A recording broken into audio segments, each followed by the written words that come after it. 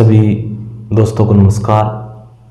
आज हम बात करेंगे इस बारे में कि कुछ बच्चे जो कंपटीशन की तैयारी करते हैं, सरकारी जॉब की तैयारी करते हैं, कुछ मूलभूत ऐसी गलतियां करते हैं जिनकी वजह से या तो उनका सिलेक्शन नहीं हो पाता है या फिर बहुत कठिन परिश्रम या फिर बहुत लंबा टाइम जाने के बाद में उनका सिलेक्शन होता है। इस वीडियो का मेन उद्देश्य यह है कि सभी को उन गलतियों से अवगत कराया जाए जिसे हम पहले ही उसमें सुधार कर लिया जाए, जिसे अगर एक ही आदमी उसको बार बार वही गलतियां करेगा और उसमें अगर सुधार नहीं करेगा तो शायद हमें आगे कोई विकट परिस्थितियों का सामना करना पड़े और शायद हमारे लक्ष्य को प्राप्त करने में हमें ज़्यादा समय लगे। तो हम सबसे पहले तो हम बात करते हैं कि आज की टाइम सबसे ज़्यादा कंपटीशन हो रहा है। हर भर्ती के अंदर हर बेरोजगारों की संख्या दिन ब दिन बढ़ती जा रही है। जो पुराने बच्चे हैं, कई सालों से लगे हुए हैं एग्जाम की तैयारी करने में, तो उनके बाद में कुछ नए बच्चे और जुड़ जाते हैं हर बार हर भर्ती में कि भाई वो भी कंपटीशन की तैयारी कर रहे हैं। तो जो लगातार कई दिनों से तैयारी कर रहे हैं तो उनको तो अपनी गलतियों का एहसास है कि भाई हम क्या गलती करते हैं, लेकिन जो बच्चे नए नए कंपटीशन की इस लड़ाई के अंदर घुसते हैं तो उनको जो मेन गलतियां होती हैं उनका पता नहीं होता है।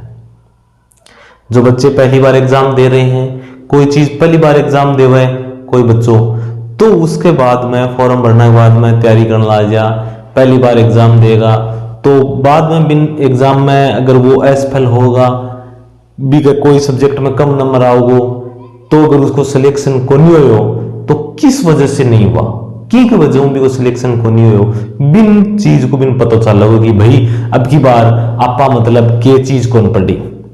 हिंदी का सब्जेक्ट है तो हिंदी नहीं पढ़ी, जीके अगर हमारा कमजोर है या मैथ कमजोर है या राजस्थान इंडिया जीके क्या कमजोर था कि जिस वजह से हमारा सिलेक्शन नहीं हुआ, उसमें उसको बाद में वो सुधार करेगा। तो कुछ गलतियां ऐसी हैं कि अगर हम कंपटीशन की तैयारी करते हैं उन गलतियों को हम पहले ही फोकस कर लें, उनको पहले ही नियंत्रण कर लें, तो जो गलतियां जो आगे हम करने वाले हैं उसमें सुधार कर सके, इससे हमारा समय बचत होगा। जैसे अगर हम कोई फॉर्म चालू हो गया, फॉर्म भर दिया हमने, ठीक है ना, कोई भर्ती आ गई मान लो, ठीक है, फॉर्म हमने भर दिया। फॉर्म भरने के बाद में हम तैयारी करने लग जाते हैं। तो सबसे पहले हमारा क्या काम होता है? सबसे पहले हमारा काम होता है लक्ष्य निर्धारित करना। हम भाई किस चीज की तैयारी कर रहे हैं? हम टीचर लाइन में जाना चाहते हैं, कोई फोर्स में, कोई फौज पुलिस में जाना चाहते हैं, कोई बैंकिंग क्षेत्र में जाना चाहते हैं। पहले तो हम कोई सा लक्ष्य निर्धारित करेंगे कि भाई मेरे को मास्टर बनना है, मेरे को पुलिस में लगना है, ठीक है। कई बच्चे ऐसे भी हैं बस कठिन भी ना को लागू होना चाहिए, बस सरकारी जॉब में ना लगना चाहिए। तो सबसे पहले लक्ष्य निर्धारण करने, कोई भी आज चीज मेन है कि अगर आपका कोई लक्ष्य निर्धारित कर लिया, चलो हमने मान लिया कि वो पुलिस की तैयारी कर रहा है, किसकी? पुलिस की तैयारी कर रहा है। पुलिस की तैयारी कर रहा है, वो अध्यापक की भी तैयारी कर सकता है, लेकिन तो उसमें पहले हमें देखना चाहिए कि इसमें कौन कौन से विषय आते हैं। सबसे मेन टॉपिक जो नए बच्चे आगामी भर्तियों में आएंगे उसमें जुड़ेंगे और तैयारी करेंगे, उनके लिए ये वीडियो महत्वपूर्ण हो सकता है कि मान लो वो पुलिस की अध्यापक की जिसकी भी तैयारी कर रहे हैं तो उनको सबसे पहले कि उसका सिलेबस क्या है, हमारा फोकस पहले रहेगा क्या? हमारा सिलेबस क्या है, ठीक है। सिलेबस क्या है? सिलेबस हम निकालेंगे भाई कि कौन कौन से इसमें विषय शामिल होंगे। हिंदी होएगी, राजस्थान जीके, दो कई चीज तो एकदम सेम है, Rajasthan GK, Bharat GK, mental ability और मैथ, ऐसे कुछ करंट जीके, ठीक है। ये तो साइंस वगैरह ये तो नॉर्मल है, ये हर कोई भी चीज की तैयारी कर लो ये चीज आएगी ही। तो दूसरा काम, हमने हमारा सिलेबस निर्धारित कर लिया कि हमें सिलेबस दे लिया भाई हमें ये विषय आएंगे। दूसरा काम करना है हमें टाइम टेबल, क्या बनाना है? दूसरा काम क्या करना बच्चों? ठीक है, दूसरा अगर हम टाइम टेबल ये चीज पक्की है, अगर कोई भी काम हम रणनीति के हिसाब से नहीं करेंगे या फिर कोई भी हम उसको नियमों के हिसाब से या रीति के हिसाब से नहीं करेंगे तो उसमें हमें असफलता का मुख देखना पड़ेगा। तो हमें सबसे पहले टाइम टेबल बनाना है। किस तरह टाइम टेबल बनाना है? देखो, कई बच्चे कहेंगे गुरुजी टाइम टेबल किया बनावा। देखो, कई बच्चा ने तो आदत हो है सुबह 4 बजे उठने के पढ़ने की, कई मॉडल देर रात तक जागने की हुआ है, ठीक है। तो टाइम टेबल इस हिसाब से आपकी जो दैनिक दिनचर्या है उस हिसाब से टाइम टेबल बनाओ और कम से कम हमें 5 से लेकर के 10 घंटे तक पढ़ाई करनी पड़ेगी भाई। थे ये सोचो कि मैं 2 घंटा पढ़ के नौकरी लग जाऊं, बहुत ही गलत सोच रहे होते। 2 घंटा पढ़ के नौकरी लग सको तो कम से कम 5 से 6 घंटे तक आपको पढ़ना पड़ेगा। और टाइम टेबल ऐसा सेट करना है, हमारा जो ये सिलेबस है, सिलेबस में हर विषय को हम बराबर टाइम दें। 5 घंटा 10 घंटा है तो हर अपने जो विषय हैं, राजस्थान जीके है, भारत जीके है, मैथ है, जो भी हमारे सिलेबस में है, 20 सिलेबस ने हर विषय को बराबर टाइम देगा। ये फायदो क्यों है गुरुजी? बिल्कुल, देखो फायदो क्यों है। एक तो आपनो जुड़ाव हर विषय से रहेगा। अगर मान लो वो राजस्थान जीके है और वो भारत जीके है, अगर आप मान लो राजस्थान जीके आप पढ़ रहे हैं, यहाँ कई बच्चा कह रहे हैं दिन रात राजस्थान जीके का लगे रहेगा, बाहर जीके का लगे रहेगा, मैथ पढ़ ही नहीं, तो बात क्यों? वो मैथ में कमजोर है जो, ठीक। मैथ कैसे बनती है? 1-2 नंबरों की ही ऊंचा नीचा रह रहा है, ठीक है। तो हमें हर विषय हो गया, मान लो गणित हो गया, तो इनमें हर विषय को हम बराबर टाइम देंगे, बराबर टाइम देंगे। तो इसका मतलब हमारा जितना भी विषय है तो सगड़ा विषय एकदम बराबर चलेगा और हर विषय की आपने बराबर तैयारी होगी। हाँ, अगर आपका कोई विषय का मन कमजोर, हाँ मेरी अंग्रेजी कमजोर है, कई बच्चा मेरी मैथ कमजोर है, कोई का मेरे जीके कमजोर है, तो बिन थोड़ा सा आप ज्यादा टाइम दे सका। हाँ, सुबह पहली अखबार करंट को अगर आप बात करा तो करंट में अपन पढ़ने के लिए सबसे पहले दिल्ली अखबार पढ़ो। अखबार में जो मैन खेल पृष्ठ है, कुछ योजनाएं हैं, सरकार की कुछ घटनाएं हैं और कुछ वैज्ञानिक ऐसी कुछ घटनाएं हैं, उनको नोट कर लो। आप अपनी एक रजिस्टर डाल लो, उसमें डेली का लिखो। करंट तो लगभग इसमें क्लियर हो जाएगा। और बहुत सी ऐसे मार्केट में बुकें आती हैं करंट की, डेली पढ़ो, ठीक है। अब टाइम टेबल बना लिया। अब कई बच्चा सबसे मेन चीज होती है, वो होती है धैर्य। फॉर्म भर दिया भाई साहब का, 10 दिन तो जोश रखो, दिन रात पर ढगो, 10 दिन के बाद जोश टूट जैसी 5 बंदे गए। जब भर्ती आओगी, परीक्षा आओगी, जब पढ़ा नहीं। हमारा मैन है कि हमें धैर्य रखना है। अब तो और जल्दी परीक्षाएं होने लगी, साल भर परीक्षाएं नहीं होती है, तो कई बच्चे हैं वो धैर्य खो देते हैं और पढ़ना बंद कर देते हैं। ये हम अपनी सबसे बड़ी गलती हो है। अगर आप बीच में पढ़ना छोड़ देना तो आप बगैर की चीज हम अपन भूल जाऊंगा।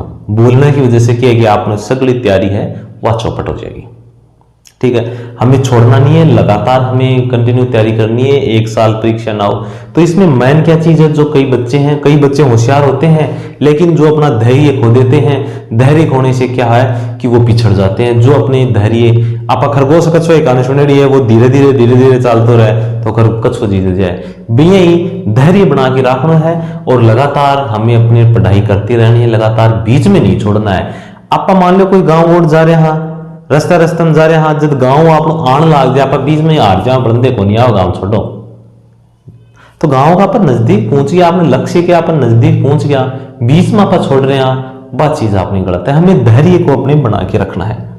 दूसरी बात क्या है कि आप एक परीक्षा दे ली। एक चीज और, अब मान लो सबसे कई बच्चा यहाँ कहे कि गुरुजी मैं तो, एक लड़का था उसने कहा कि गुरुजी मेरे को 10 साल हो गए तैयारी करते हुए, मेरा कहीं भी सिलेक्शन नहीं हुआ, मैंने बहुत मेहनत की।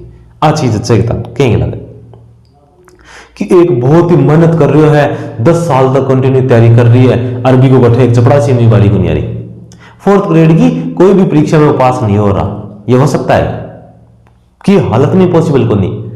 मेरे भाई अच्छी तरह तैयारी कौन करी, 10 साल का मान तो भारत की सबसे उच्च श्रेणी की नौकरी IAS IPS बन जाए, आपने पढ़ाई नहीं। अगर कंटिन्यू में पढ़ा है तो आपने क्या गलती की है कि अपनी गलती जो की है उससे हम सीख नहीं लेते। देखो सबसे मेन बात है यार ध्यान रखनी कि आपका कोई परीक्षा दे के आया, परीक्षा का मायने आपनो करंट है, करंट आपनो बहुत कमजोर है, करंट आपनो कमजोर है और करंट के मायने अपना ने अब की भाई अपना 10% करंट का आया तो 10 में से अपना 2 ही सही होया। क्यों? तो आपका करंट कमजोर हो तो अगली भर्ती के मायने अगली परीक्षा में इस चीज को ज्यादा ध्यान रखना है कि आपनो करंट के मायने प्रश्न गलत नहीं हुआ है। ठीक है, क्या नहीं हुआ? करंट में आपनो प्रश्न गलत नहीं हुआ है। देखो आज चीज बताओ, अगर आपका कोई रास्ते रास्ते जा रहे हैं और एक रास्ते के मायने बीच के अंदर एक बड़ो सो पत्थर है, जा रहे हैं अरबी की ठोकर लागे और पड़ जावा, ठीक है पड़ गया भाई, दोबारा और भी रास्ते जा रहे हैं और भी पत्थर की ठोकर लगी और पड़ गया, दो बार भी पड़ जाए, चलो तीसरी बार गए और भी लागे ठोकर लाकर पड़ जा। अगर हम बार बार ठोकर खा के गिर रहे हैं तो ये अपनी गलती है कि वो पत्थर है, हमने उससे सचेत नहीं किया, हमने उससे शिक्षा नहीं ली। कल हम गिरे थे तो उसकी हमने आज शिक्षा नहीं ली और उसी गलतियों को हम बार बार दोहरा रहे हैं। अगर हम बार बार दोहराओगे तो भाई सफल नहीं होगे। हमें अपनी गलतियों से सीख लेनी है। हम जो पिछली बार पिछली एग्जाम ने हमने जो गलतियां की वो गलतियां हम अगली एग्जाम में ना करें। ठीक है, अब भाई आपने जो 10 साल तक तैयारी की तो आपने अपनी गलतियों से सीख नहीं ली भाई। आपने जो गलतियां की हैं, आपने जो पढ़ाई की है, किस विषय में आपका कमजोर रहा है, आपने पढ़ने का तरीका आपका गलत हो सकता है, आपकी किताबों का आपका चयन गलत हो सकता है, ये चीजें महत्वपूर्ण रखती हैं। सबसे किताबें है ना, किताबें भी अपनी बहुत ही अच्छी होनी चाहिए। किताबों में जो मैटर है वो सही होना चाहिए। अब मार्केट में जान बिना की बुका आ रही है, मैं निकले हो तो मैं भी छाप बैठे हो और निकले तो वो भी छाप बैठे हो, लेकिन बात चीज सही कितनी है भी चीज की आप जांच होना कर। अथेंटिक किताब है, बहुत बढ़िया बढ़िया किताबें वो पढ़नी चाहिए। दूसरी एक, अगर आप कोई गलती कर रहे हैं, मान लो अगली भर्ती में हमने गणित कमजोर था तो उस गणित को अपन बेरो पड़ गया, गणित में अपना प्रश्न कर के कारण आपको सिलेक्शन को नहीं हो, तो अब की बार भी मेहनत ज्यादा जोर दो। एक ही गलती आपसे बार बार नहीं होनी चाहिए। एक तो यह चीज तो यह स्टेप तो है कि भाई आपा गलती करा और उस बिजनेस में सुधार करा। ठीक है, दूसरी एक चीज होती है कि भाई मैं मान लो नौकरी लागियो पली, मैंने सफल हो गया, मैंने अपने लक्ष्य को प्राप्त कर लिया, तो मैंने अपने जीवन में क्या क्या गलतियां की, फिर मैंने उसको कैसे सुधार किया। ये जो नई पीढ़ी आ रही है, नए बच्चे जो कंपटीशन में आ रहे हैं, उनको बताना। मैं मान लो कोई गलती कर दी, मैं आज 3-4 साल हो गए तैयारी करता और मैंने गलतियों से सुधार किया और वो सुधार करके मैं आज सिलेक्शन हो गया और मैं नौकरी लग गया। तो जो नए बच्चे हैं वो उनको क्या है, जो पहले से जॉब कर रहे हैं या कोई अच्छे मुकाम पे पहुंच गए हैं, तो उनसे ये सीख लेनी कि भाई हमें ये नहीं देखना है कि आपने, कई बच्चे होते हैं बोल गुरुजी थे क्या पढ़ाई या बताओ, गुरुजी थे क्या क्या करो या बताओ ना।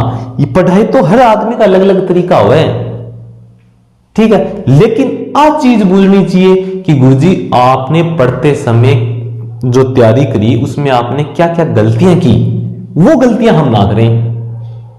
ठीक है, आजकल के है मेरे हिसाब से तो जो बच्चे आजकल अगर हम लाइव क्लास ले रहे हैं, मोबाइल पे हम पढ़ रहे हैं, तो भाई मेरे हिसाब से मेरा मानना यह है कि मोबाइल से हम कभी भी पढ़ाई नहीं कर सकते।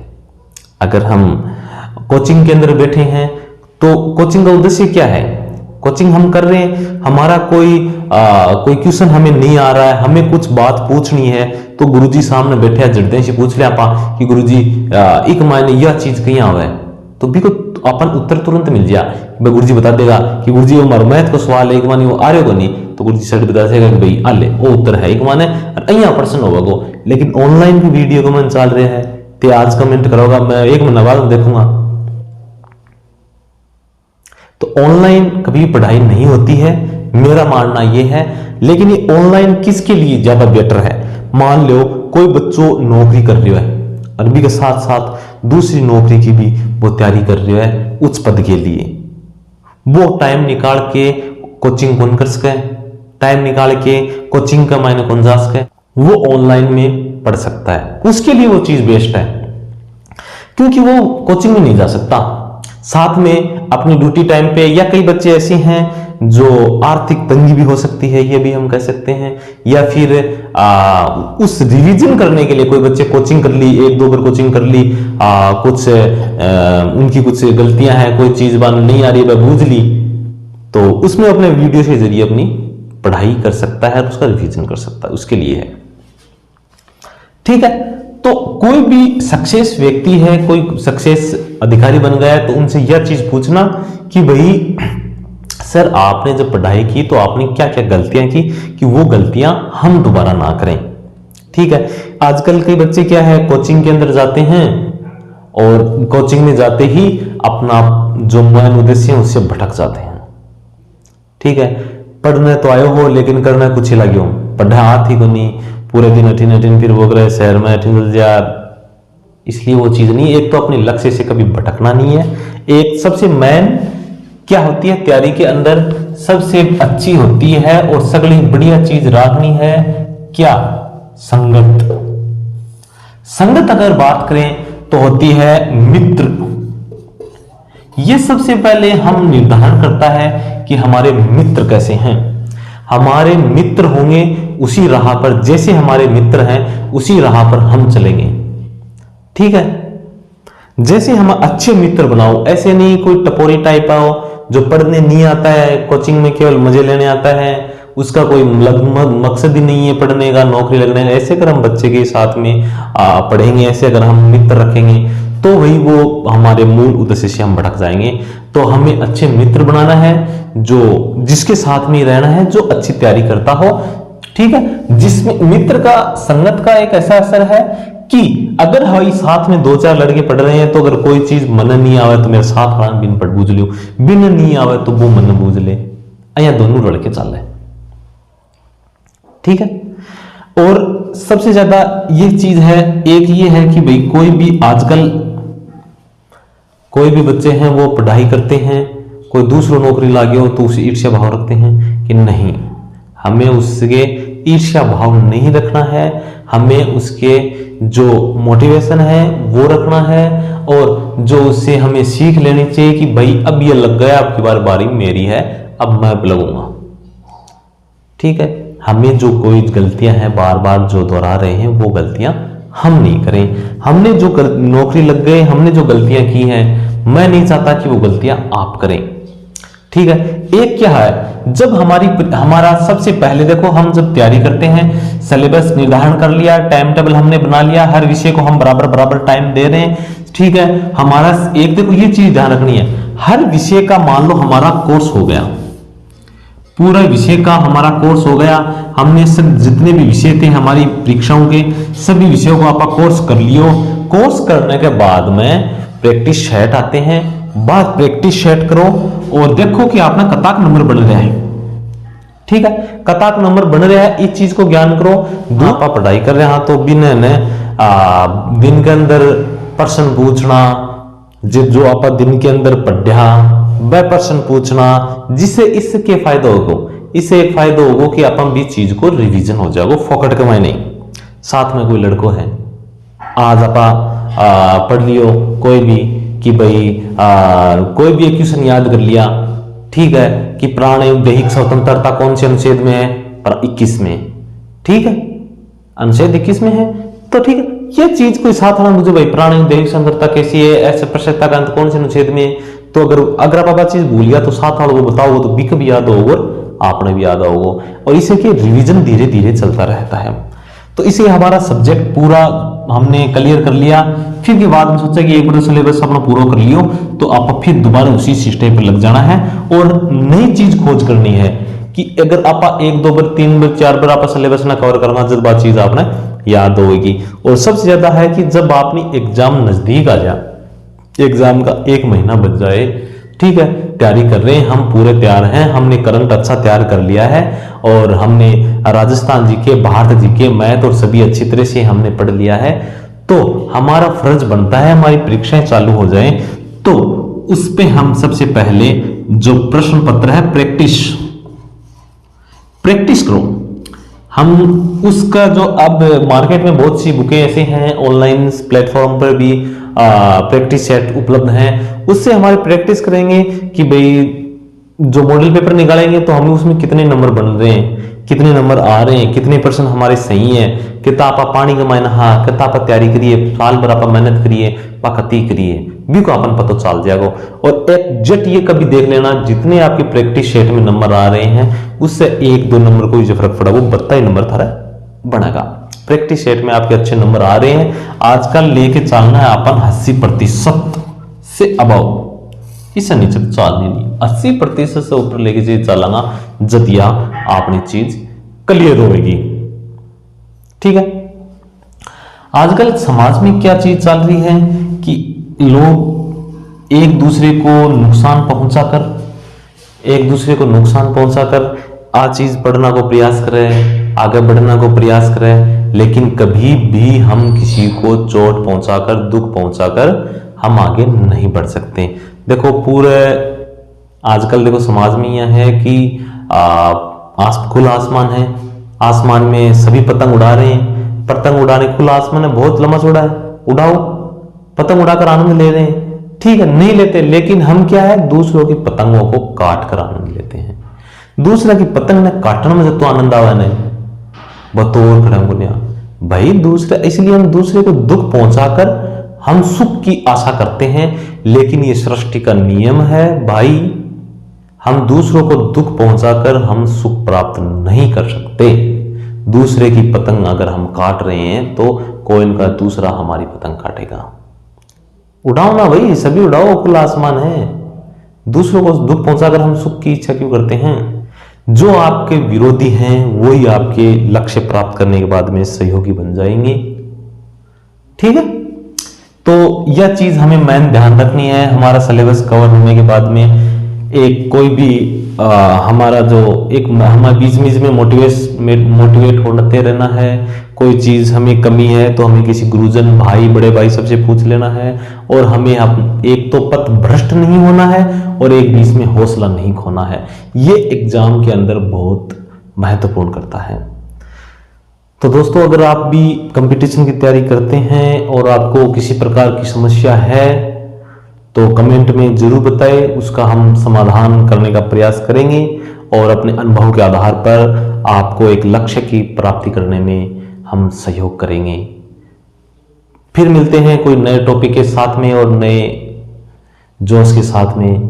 जय हिंद।